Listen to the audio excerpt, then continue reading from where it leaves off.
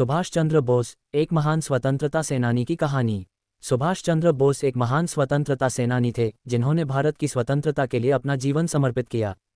उनकी कहानी हमें सिखाती है कि कैसे एक व्यक्ति अपने देश के लिए बलिदान कर सकता है और अपने सिद्धांतों पर अडिग रह सकता है। सुभाष चंद्र बोस का जन्म 23 जनवरी 1897 को ओडिशा के कटक में हुआ था। उनके पिता रासबिहारी बोस एक वकील थे और उनकी माता प्रभावती देवी एक गृहिणी थीं। सुभाष चंद्र बोस के परिवार में राष्ट्रवादी भावना थी और उनके पिता ने उन्हें स्वतंत्रता की लड़ाई में भाग लेने के लिए प्रेरित किया। सुभाष चंद्र बोस ने अपनी शिक्षा कटक और कोलकाता में प्राप्त की। उन्होंने 1913 में प्रेसिडेंसी कॉलेज, कोलकाता में दाखिला लिया, लेकिन 1916 में उन्हें कॉलेज से निकाल दिया गया क्योंकि उन्होंने एक अंग्रेज प्रोफेसर के साथ विवाद किया था।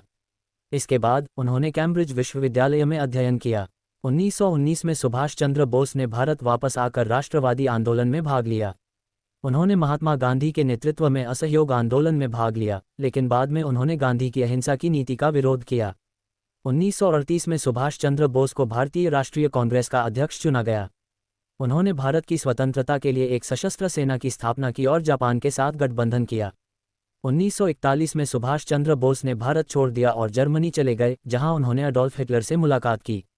उन्होंने जर्मनी में एक रेडियो स्टेशन स्थापित किया और भारतीय सैनिकों को स्वतंत्रता के लिए लड़ने के लिए प्रेरित किया।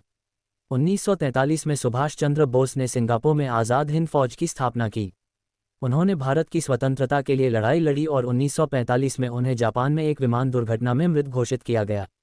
सुभाष चंद्र बोस की विरासत आज भी जीवित है। उन्हें भारत के एक महान स्वतंत्रता सेनानी के रूप में याद किया जाता है। उनकी कहानी हमें सिखाती है कि कैसे एक व्यक्ति अपने देश के लिए बलिदान कर सकता है और अपने सिद्धांतों पर अडिग रह सकता है।